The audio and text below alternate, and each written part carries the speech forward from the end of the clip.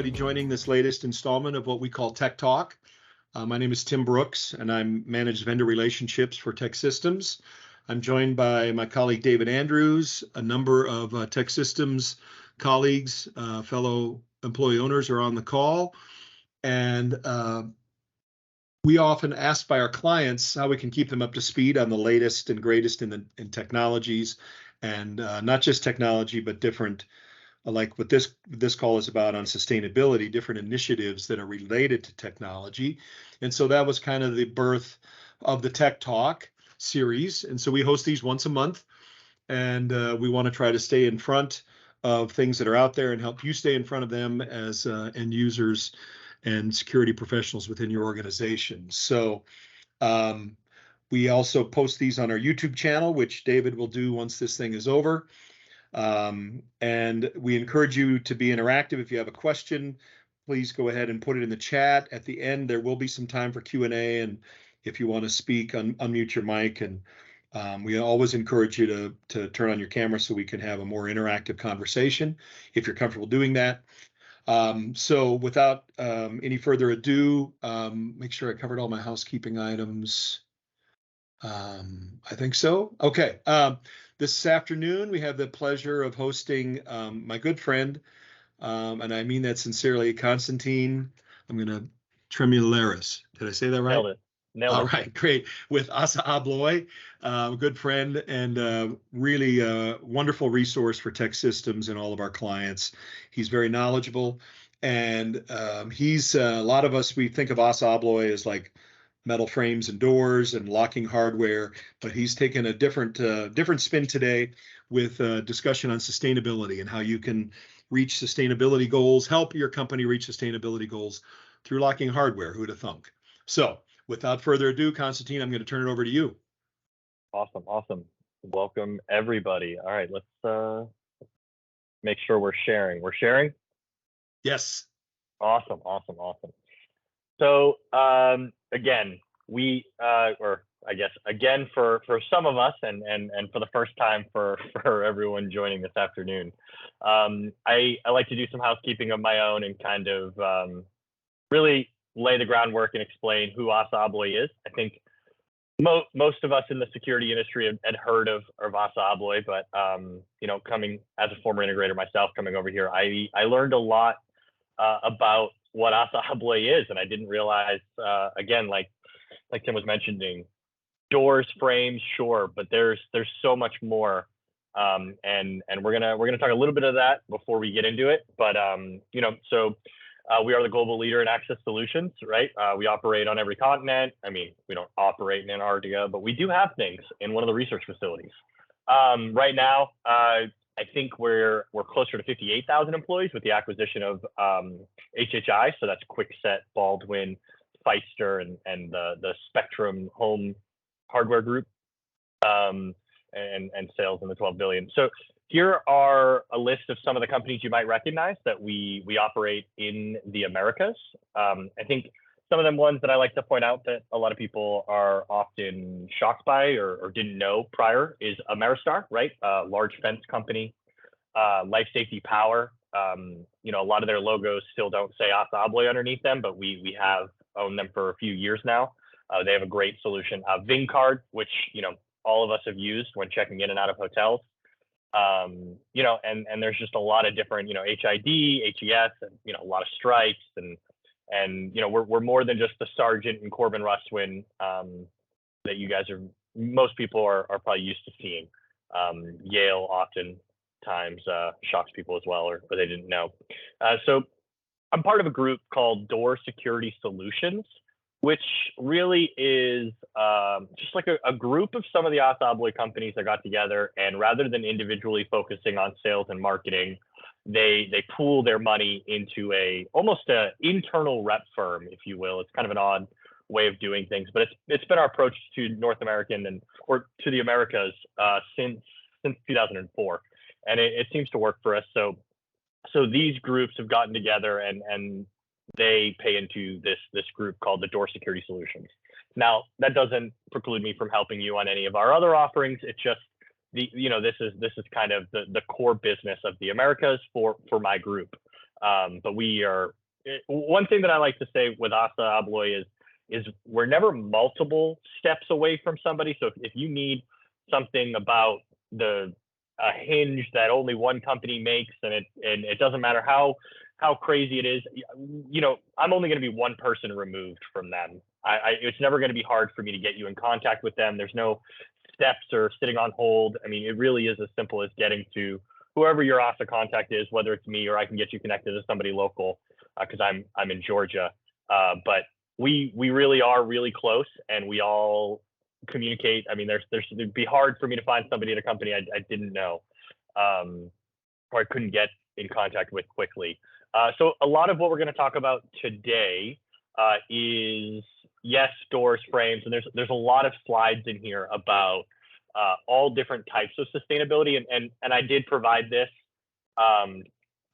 to Tech Systems, so they're going to be able to send this out to you. So there's going to be some slides that I'm going to kind of skip over, and it's really getting into the weeds on lead credits and things like that. So we're gonna, if that's something that you want to do, I'd be happy to bring my sustainability team in, and we could get into the weeds with you.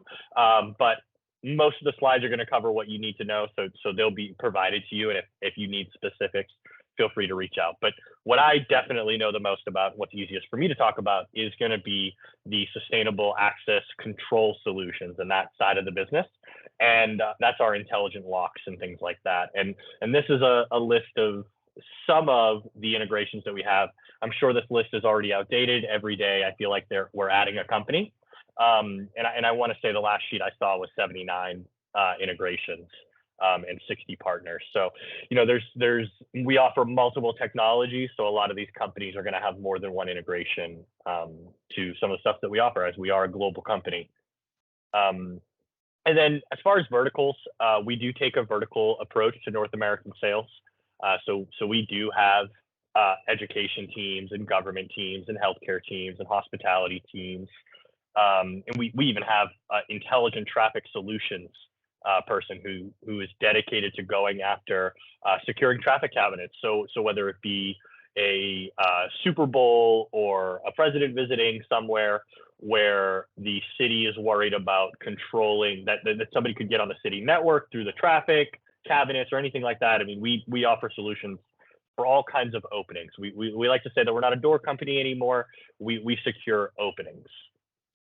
And here's kind of a quick overview of what we manufacture, right? This is our curb to core, and the types of things that we've made strides in as far as sustainability, whether it's in packaging, whether it's in how we bulk ship, or whether it's in power consumption, or sourcing the materials themselves sustainably and ethically.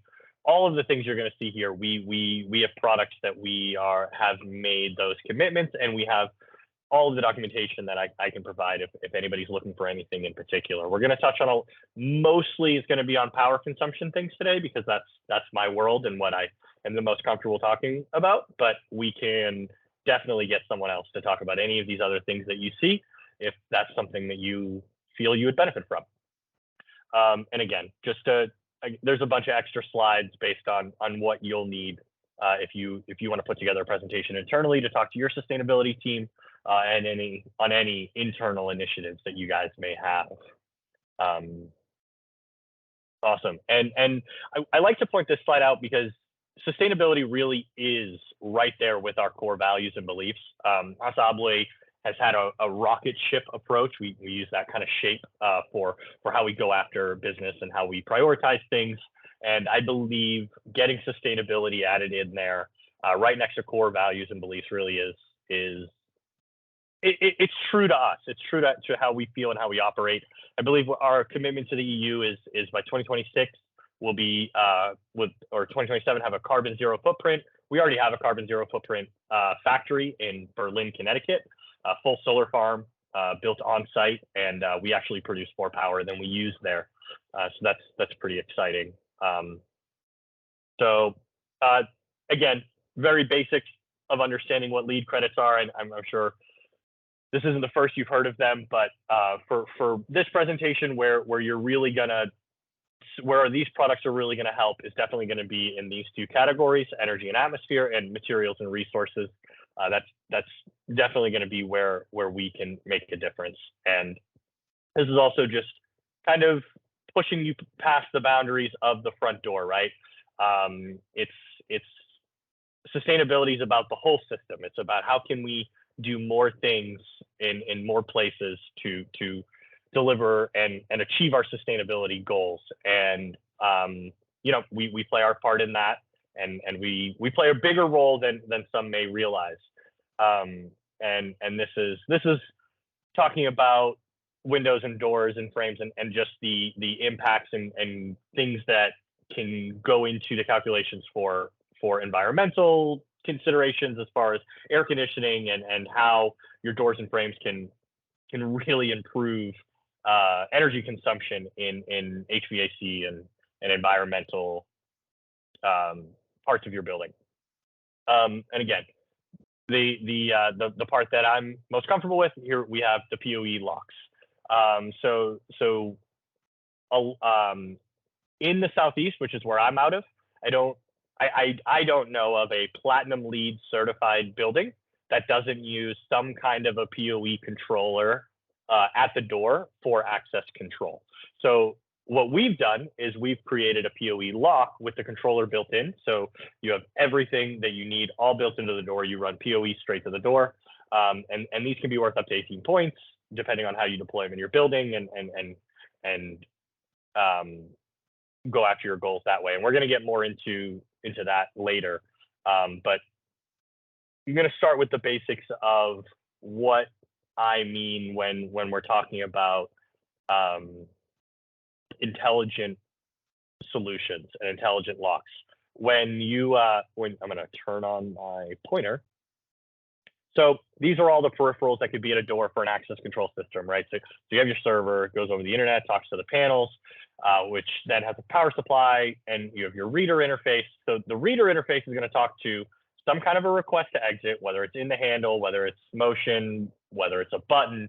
You're going to have a door position switch of some kind, right? A DPS, some kind of a reader, some kind of a strike, mag lock, or electronic lock set, or latch retraction, or anything like that. What we are going to talk about a little bit today is what if we could get rid of these peripherals and put them all on the door, limit our packaging, limiting all that plastic, all the cardboard, all of the things like that, and just build it into the lock and be done.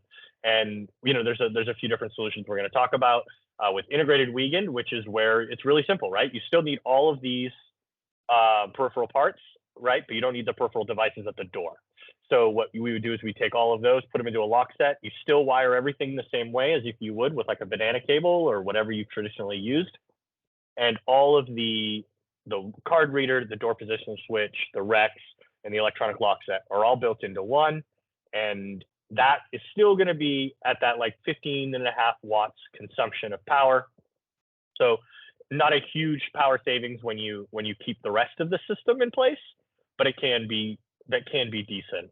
And then you move to Wi-Fi, which we're going to talk about a little bit later, but really removes the need for your power supplies, access control panels, and your reader interfaces and all of their peripheral devices. It talks directly over your network and only requires 6 AA batteries. So it's completely off the power grid, and the batteries last about 2 years.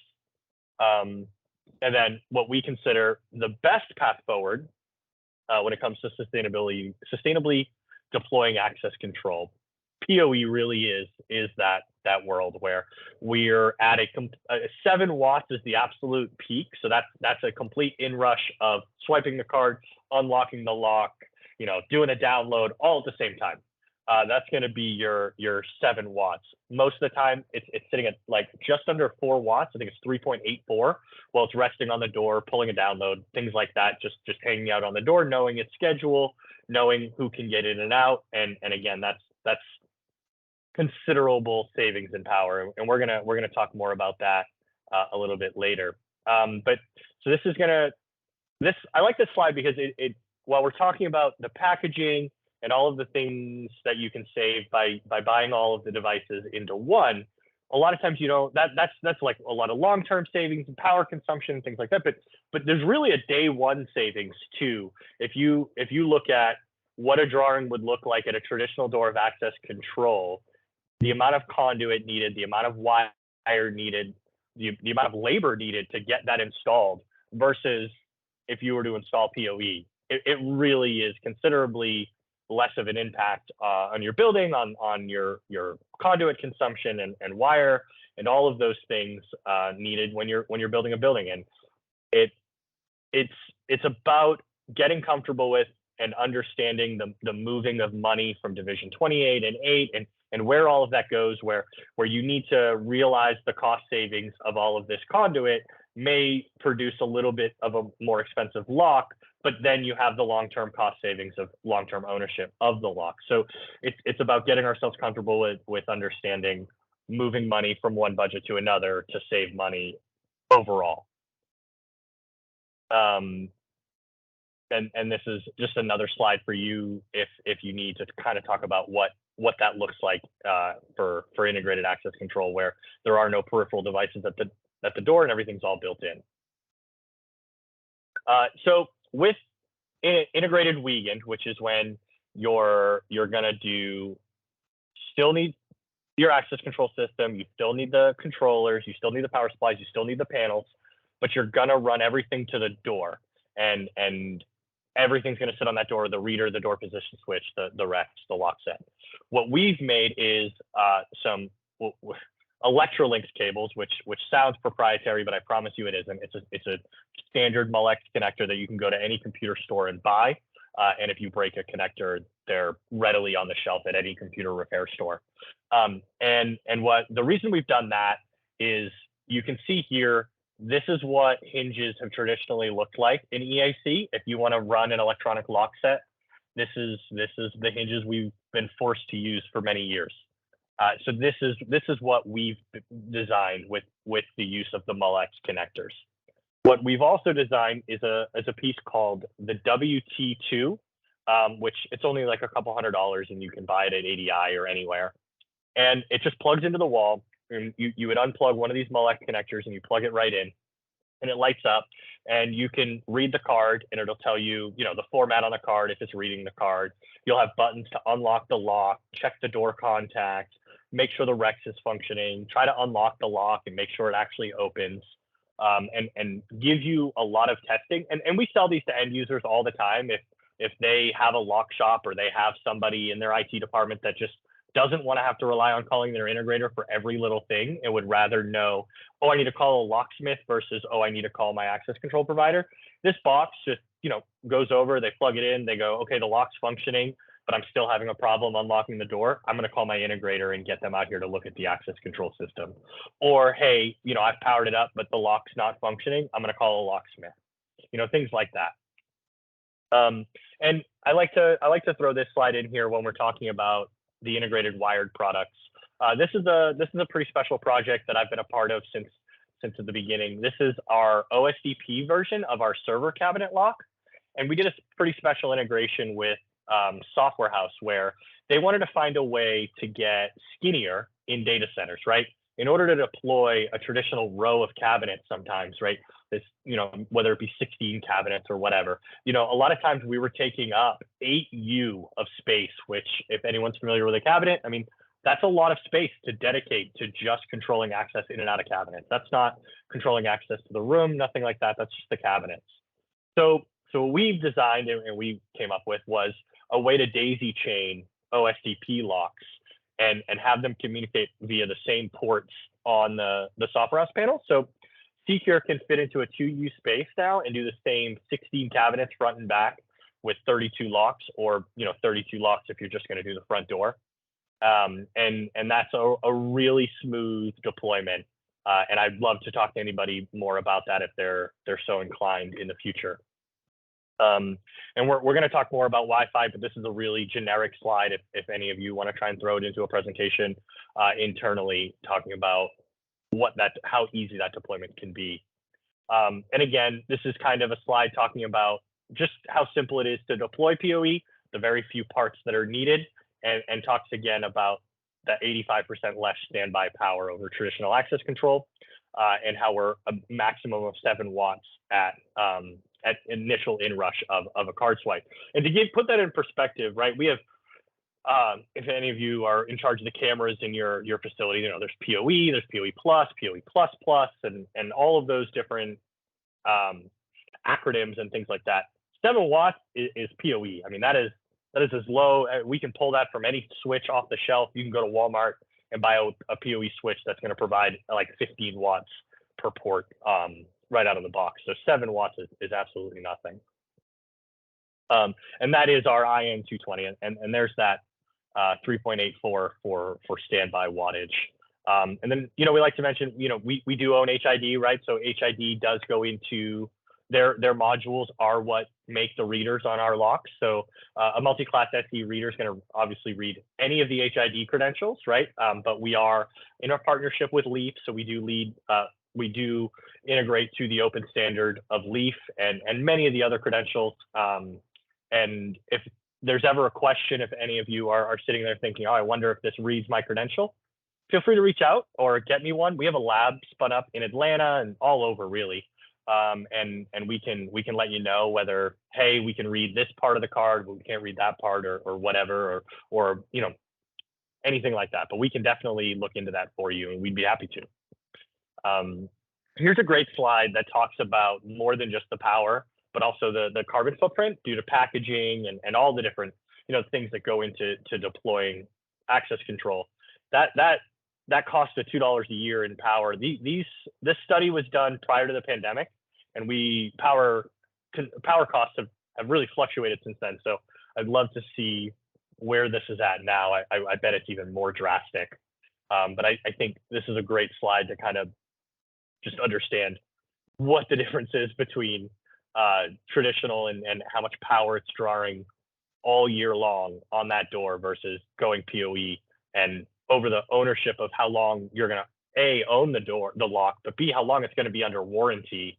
So it really is a cost savings.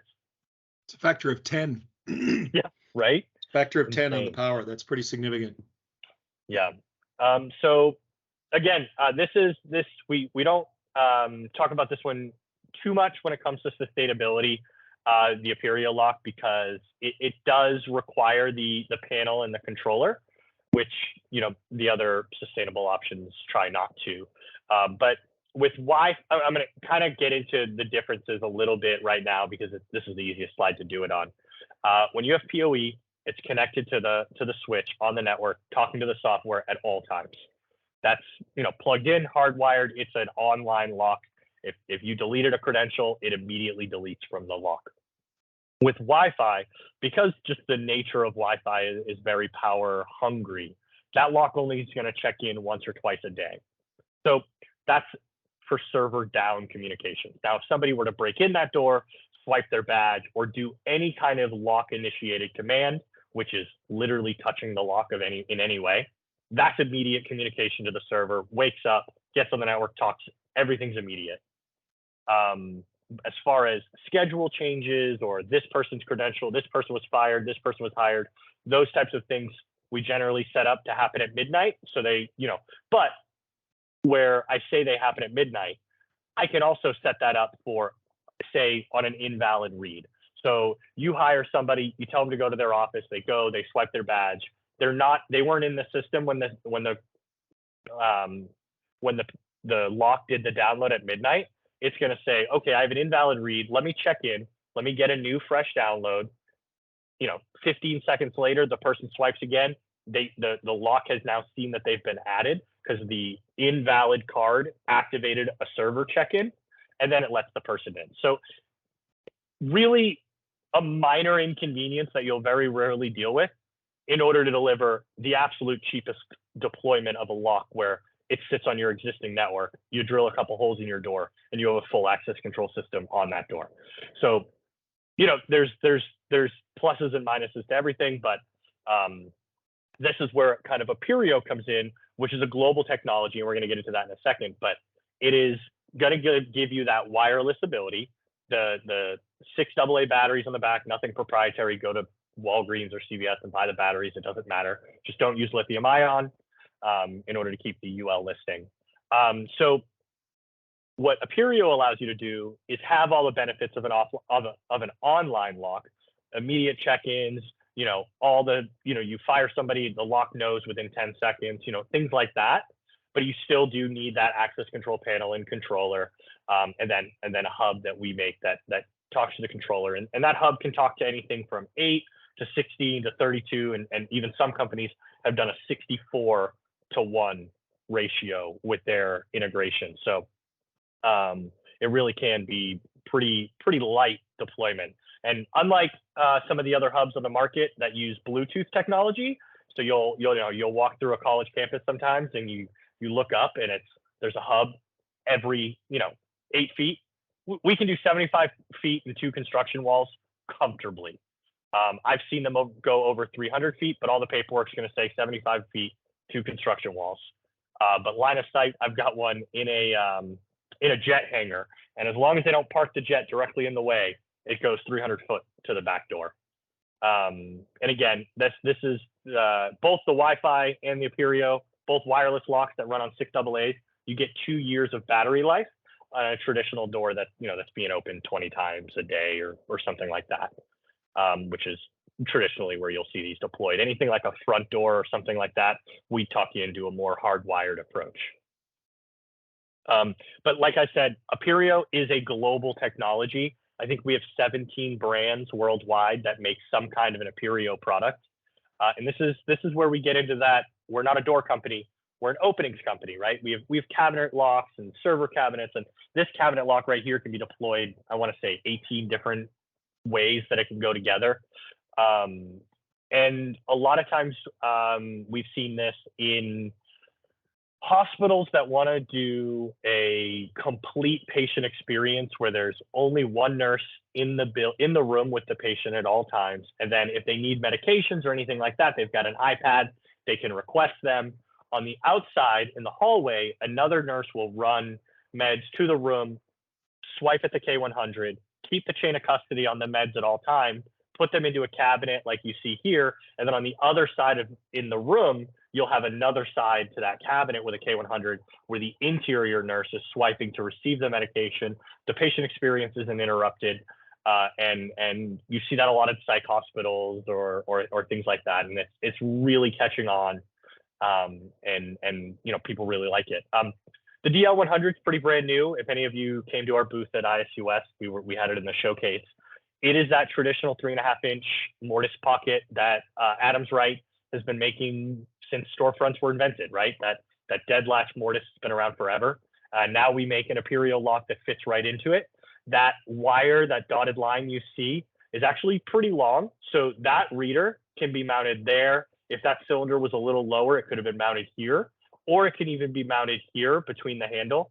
And really, it's no problem. The only hole you're going to drill for this deployment is literally the reader wire. Everything else is going to be batteries to the reader, and it's going to communicate wirelessly back to the hub. And that's it. You're just drilling the hole for the reader. It's going to fit directly into that pocket that you already have. And if there's a paddle on it, you can order it with a paddle, and that Rex will flow right through. We'll get right back to the DR100 in a second, but an ES100, that's just an electric strike with a wireless reader, and that is really the cheapest way to deploy access control. If you've got a closet or you just need to deploy something quickly, I mean, this MSRP is right around $1,000, and it really doesn't get any easier than that. You get a door contact built in. It comes with 3 strike formats right now, and we are hoping to have the 9600 added by the end of the year, which will let you do exit devices and things like that. These are the locks we've talked about. We've talked about this. The R100 really is just a reader. It's just a wireless reader. So what I like to say is, glass doors or those really pretty entrances where the walls are really wavy and they go to this nice little suite and they got mag locks on the front door, and you're like, I do not want to run conduit down the front of this glass and this curvy, beautiful wall paneling or picture or plants. Like, there's nowhere nice to put a reader. What can we do? The R100 makes your life super easy. It just it's got a glass deployment. It can go on a pedestal. Think, you put in a parking garage. You've got all these pedestals that are supposed to be deployed. The general contractor forgot to run conduit out to them. Happens all of the time. I get calls probably monthly about conduit not being run to pedestals for handicap doors or gates or things like that. Throw an R100 on it and be done. Don't worry about ripping up the concrete or any of that. The R100, the battery's going to last 2 years, and it's just really easy to deploy. So the DR100 really is just a play on the R100. What we did is we added 3 relays on the back. So the easiest way to describe it is if you currently have any doors with a card reader, mag locks, and say an auto opener. Right now, you walk up to that door, you swipe at the door, the panel is saying unlock the mag lock, and then it's telling the server, okay, the mag lock's been unlocked, and then 2 seconds later, the server sends a command saying, okay, please open the auto opener now. What we've done is we've taken all that relay logic away from your access control system so that it doesn't need to live on it, and it can just live in a pneumatic relay built into the back of the reader. So you swipe, the card gets confirmed by the panel. The reader itself flips a relay, which allows you to kill the mag lock or whatever it is, whatever locking solution you're doing. And then the pneumatic relay fires, you have a little dial on the back for a timer in order to fire the auto opener. And it's just so simple, keeps all the logic local. You don't have to worry about, eating up any of the space on the server. And it's just, you don't need to worry about IO limits or any of the things that come with that. It's just all local. So this is a good slide talking about the Wi-Fi lock. All the part numbers are kind of confusing, but all the slides should be named what they are. And if it's ever a question, my IT department's hard to work with, we'll never be able to get a Wi-Fi lock. I've personally deployed Wi-Fi with NASA. We're fine. Whatever security protocol that you guys deploy, our lock fully supports it all the way up to AES 128. We can do the one-time keys. We can do everything that you need, certificate, whatever it is. The lock's capable of it. We've deployed them at NASA. We've deployed them in the Pentagon. They'll meet what you need, and we can help you get there. So a great slide to talk about outside of the integrated stuff, right? We talked about the front door where I push you towards a more hardwired solution. We still have a sustainability approach to our hardwired doors, right? For years, latch retraction was done solenoid driven. So now our locks are motor driven, which you can see here by this chart is it's pretty drastic power savings. And this can come in that integrated Wiegand where I was saying with the card reader built in, the door contact, the Rex, the request exit, whatever you need, it can come all built in. Or if you already have a reader on the wall and you need to replace an existing lock set and you just want to move to a more sustainable one, we can deploy it there too. And the reader can stay on the wall and you don't need to put the reader on the door. It comes in lots and lots of different form factors. So intelligent cylinders is a good one to talk about. So this is the easiest way to describe it is if you've ever stayed at a hotel where, if your key doesn't work, you have to go to the front desk and you have to say, hey, my key didn't work. And they'll reflash the key. They'll put all of the information on the key and then it goes to the lock and talks to the lock. That lock is not actually talking to anything other than the key in your hand or the phone if you're using the app. This intelligent cylinders, very similar to the same thing. There's going to be an updater station, which will generally be the front door, right? So you would have to put your key in and that allows you into the building or into the section of the building. And that puts all of the information on your key for that day. You can see it in labs, in cabinets. You can see here, this is a non-electronic lock that they wanted to deploy access control on without replacing the entire lock. They couldn't run wire. It's a lab. They're like, we can't have any downtime. We need to deploy something today that is not going to require any downtime at the door. We took the cylinder out, put a new cylinder in, put the system on, and they're live. A really successful deployment we have is with cell phone towers, really all over the country. And we partnered with their the company that kind of does the maintenance work for them. And they had a little app that they could dispatch contractors or workers whoever to go out and work on these sites. And what we did was our app has, or our software that runs this has such a beautiful API that we fairly easily were able to get their app to just, when the technician is logged into a site on a ticket, a service ticket, the phone talks to the key, gives them access to everything on the cell phone tower site. And then when he logs out of the ticket, it checks in with the key, doesn't let him log out till it sees the key, and then it takes away all the access rights. And you never have any issues, right? And it's really simple, really easy to deploy, and comes in all the form factors that you could possibly need. And it's really easy to deploy. And like I mentioned earlier, we own HID, and I'd be happy to introduce anybody from HID to talk about more sustainable card printing and coders and readers. If you're more of you have a traditional setup and you're printing badges and you didn't even know that we could help you with Energy Star rated printers and things like that, please reach out. We can. Sustainability really is a big goal for us. And of course, this is kind of an obvious on the nose slide about what we're trying to do and the value here.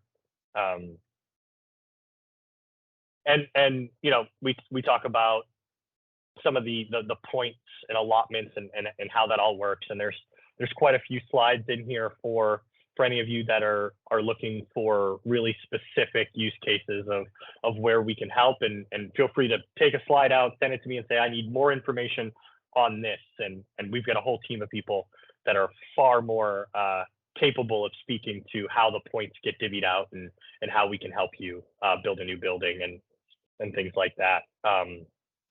But they're here, and we can definitely talk about them more. And those are our two geniuses there that were just at Greenbuild, and these are the people. They'd be happy to talk to you more about your sustainability goals. Aaron has a name that's about as easy to pronounce as yours. Yeah, both of them. It's Wasanti's, I guess, a little easier. Yeah, we like weird names. So the Good Design Studio, I love to bring this website up. If you haven't been there, check it out. You can get catalogs, you can see custom handles and all the different lever sets and all the pretty things that you're looking for if you want to design a really nice conference room. You don't think about a door as pretty, right? But it is the handshake to your building. And I know that's such a cliche to come from a doorknob salesman, but at the end of the day, it is the first thing somebody touches when they come to your building. It is that handle. It is how does that door open? It's how does that closer close? And how was that experience of entering your building going to impact every other interaction they're going to have in your building after that? And we want to help you meet your goals. We really do. UX, user experience, is a huge part of what we do, and that's what the Good Design Studio is all about. And then we have Opening Studio, which is a architectural specification service, right? So we can help you write a spec. We can build 3D images of your doors. We can help you get standardization in your openings, right? You can come to us and say, I have these 12 openings. These are the only 12 openings I have in all of my facilities. Every future building, that's it. That door is either a 1 through 12, and that's it. We can help you with that. We can do punch outs. We can do fire door testing. We can do site surveys. We can do smart tags. So let's say you help us write or we help you write a specification, and you're like, I don't know who's going to be in charge of this building in 5 years, but I never want any problems with this door. If this, I want them to know what's going on. We have smart tags, whether it's RFID or QR. You just put it on the frame. Whoever's in charge of that building is going to go out, scan their phone, and they're going to know everything that's on that door. It's going to bring them right to a 3D model. They're going to be able to click on what they need. It's going to have part numbers. It's going to have who you ordered the parts through, and it's going to have MSRP pricing. So if you have a certain partner that you want to be listed, or you want multiple partners listed, we can do all of that there so that they never even, you could hire a new maintenance person, and he essentially could, or that person could just scan the tag and know where to buy what they need just from the tag. And it's really convenient. Life safety plans and drawings, wire diagrams, as built, you name it. Opening Studios is built to do it. And as far as the design community, if any of you get involved in that space, I know icons and the little pictures on drawings, from drawing to drawing, they're so different, and it's so hard to know what they mean. And we realized this, and our opening studio genius is actually leading the charge at SIA, the Security Industry Association, Larry Fosnight, on standardizing all of those little logos and emblems so that we can stop getting confused and there can stop being problems on site deployments when a specification was made and it was clearly drawn and the wrong parts still got installed. And it's because there's no unification in the industry. And we really are actively working to solve that with standardization of icons and things like that for specifications. So that is, I think, the show. That's what we got. So, Constantine, that was awesome. Thank you very much. If there's any questions, if anybody wants to, feel free to unmute themselves. And before I get to David, I did want to give you an opportunity, Constantine, to just share. You don't have to share the name of our client, but we did engage with you to go do a site survey to help with some handicap access doors at a facility, and you mobilized multiple people. Maybe you can just give us a couple of minutes on how that worked. Yeah, so we have a very decentralized approach to the Americas. We operate as a bunch of little territories, and we really do have all of the decision making that we need in order to do anything local.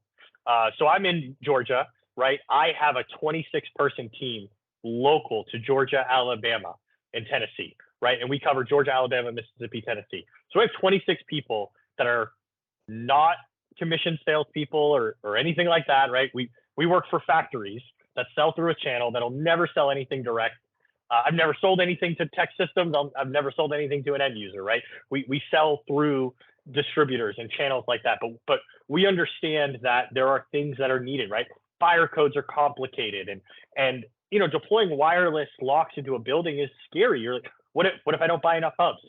I have a team. We'll come out. We'll build a mock system for you, and we'll walk to every door, and we'll just make sure that it's going to work. Like, do it once, buy it once, do it right the first time. Passive egress. If you have somebody like in that case where, you know, they were a crucial part of the business, but they had some very special needs and doorway gaps and things like that they needed to achieve in order to be able to work in this building, and they needed to work in this building. We'll help you. We'll come measure doors. We'll work to custom build doors. We have Door Factory. We have one in Atlanta that handles my area. We can custom build frames overnight sometimes, you know, depending on what's needed. We really do a lot of it local to the territory, especially for a onesie twosie thing like that, where we just needed to get 2 frames, auto openers, and things like that. That's something we can do local to the territory and get that going. And you know what? While we're on it, I'll bring up the Super Bowl that was in Atlanta is a great case study for us of how we can do things at a local level but have a national impact.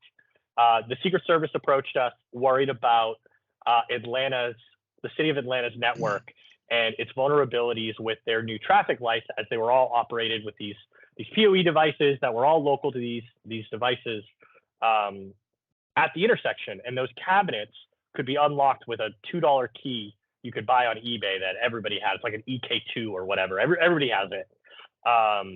And so they came to us and they said, you need to help us, and you need to help us in 60 days.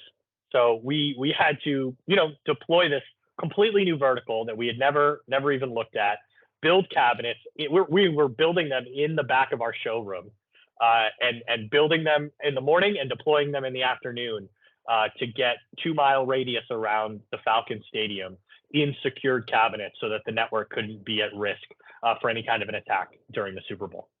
So I think that kind of covers that. That was 2 minutes. That was definitely 2 minutes. That's okay. David wanted to ask us something, I think. Hey, Constantine, can you hear me? Yes. Okay. So I'm relatively new to this industry. And a lot of this presentation was on how to be more sustainable, how to reduce your footprint. The fact that it's even an issue is news to me. So what I would be curious of is how big of an issue is sustainability in the security industry, and where does that mandate come from? Like, is it is it required or is it suggested? How much of a motivation do our clients have to reduce their footprint? A lot of that's going to depend on where your clients are based. Where is their headquarters, right? So we're based in the EU, right? So we're a Swedish company. We have commitments that the EU has required for us to make in order to reach our sustainability goals internally and within our supply chain, as we are a steel manufacturer, right? So they came after steel really hard, right? Most of our business is bending steel into doors and frames. So steel is a big part of sustainability. So it's definitely really big for us. But I think a lot of the bigger companies and even some of the mid-size sustainability, they have sustainability departments, because those tax credits are not lean. They are good. Going after these LEED certificates really help a company. And they're great. They're great advertising, I think. I mean, we get so many people's eyes perked up when they find out that we built, ASSA ABLOY built the first platinum certified LEED building in the Southeast. It was HID's headquarters in Austin, right? We've taken we believe in the importance of sustainability, and we do more than just talk about it. We did it. We built the first platinum certified building. So in the Southeast. So it really is a big deal for us. And I think while people on this call, whether they are thinking about it, not yet, or whatever, it's great to get the conversation started early, so that when a company has it's a great group within an organization to get involved with. If they're trying to start something, I would recommend anybody get involved in it, because it is job security.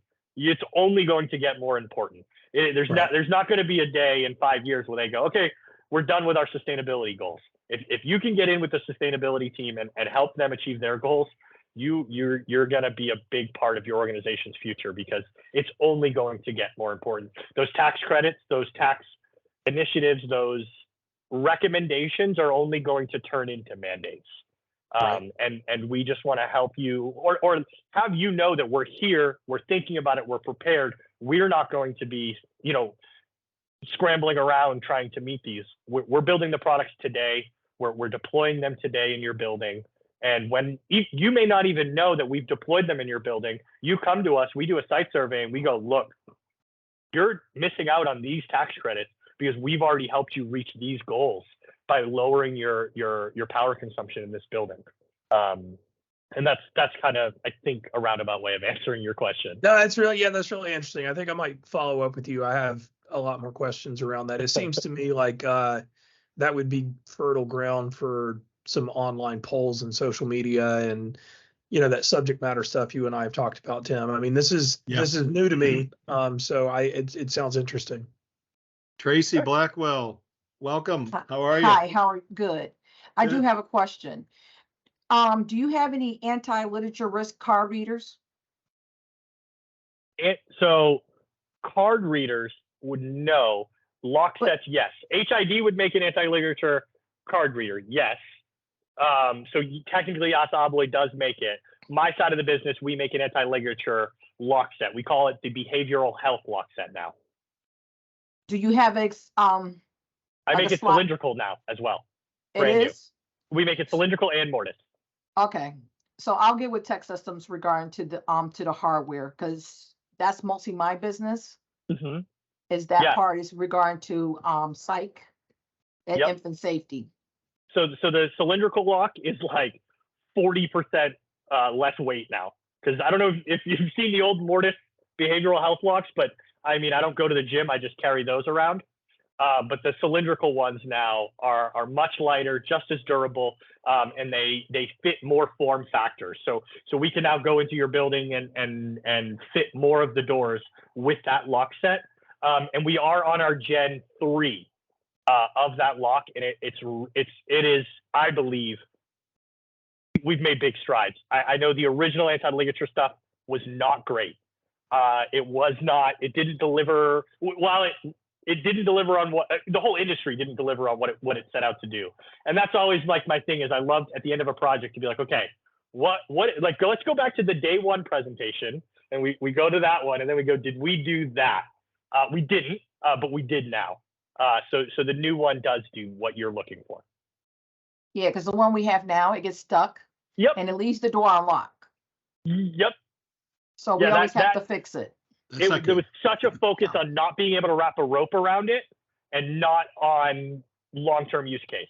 Now it's kind of both, and it works a lot better. But it was such a weird thing, and I think we had only made it for New York. New York had come up with this mandate, and it had to happen, and we threw that part together really quickly because nothing else existed, and these hospitals couldn't open, and we just had to get something on the market.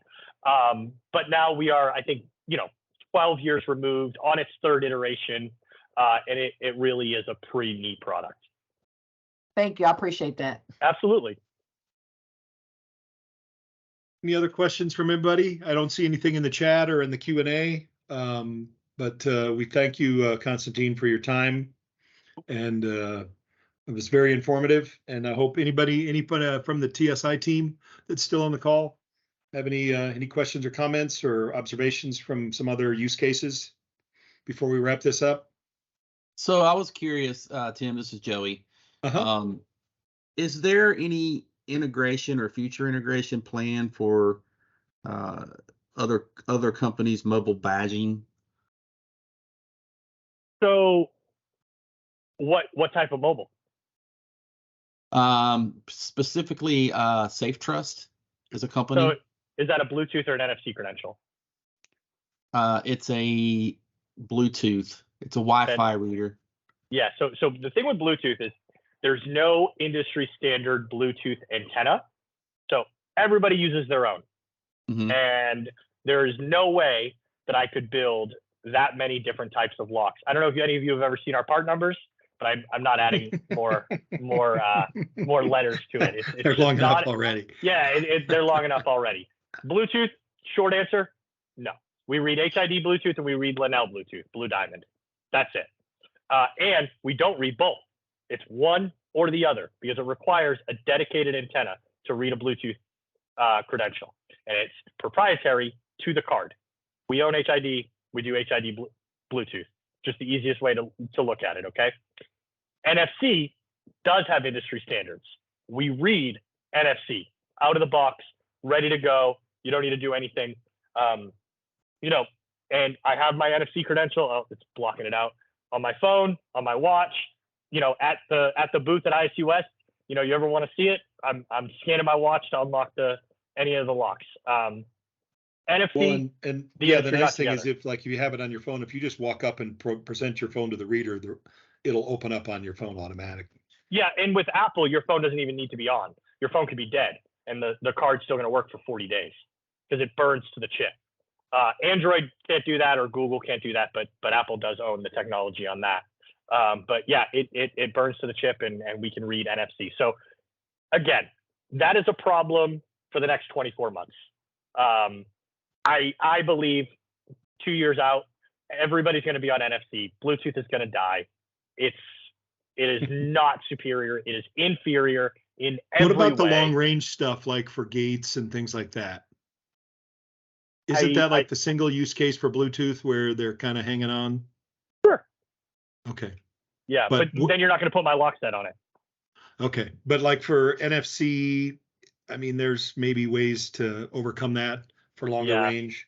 Yeah, I'm sure they'll come up with apps and things like that, and SSO where you can access it when you meet X criteria. You meet the SSO, your GPS says you're at this gate, and then you have access to the app to unlock that gate. There's apps that can do that today, where you do multi-layer, and it's based on your GPS location, based on your SSO, and then based on the time of day. Boom, boom, boom. Those three check out. You can just click a button and unlock the gate and not need the Bluetooth, right? There's other ways of doing that, but as far as traditional use cases that everybody's going to run into, right? NFC is where everybody's moving. They're all making their credential NFC, and as that happens, all of my locks come out of the box ready to read everyone's NFC credential. Okay. I would like to kind of talk through, not now, but get with you and talk through, some scenarios where this lock would be obviously beneficial for some customers, that when it comes to, like you said earlier in your slide, which was really great, the less amount of conduit, all that great stuff. So I'd like to take it offline maybe and talk through what that looks like. Absolutely. Cool, man. Happy to. Thank you. All right, we're right at the top of the hour, almost. So any closing thoughts, David, or questions or anything? Anybody else on the team? It's really, really good, Constantine. Thank you. Thank you. Yeah, feel free to put my contact info when you send out that slide. I forgot to add it at the end of the slideshow. Okay. So feel free to just. I'll tag you on the post that we send out for the YouTube link as well. Cool. Everyone else, thank you for attending. I hope you found it valuable, and we look forward to seeing you on a future Tech Talk video. We'll have one in October, and look for information from us on that. And with that, we'll wish you a good afternoon. Thank you. Thank you. Thank you.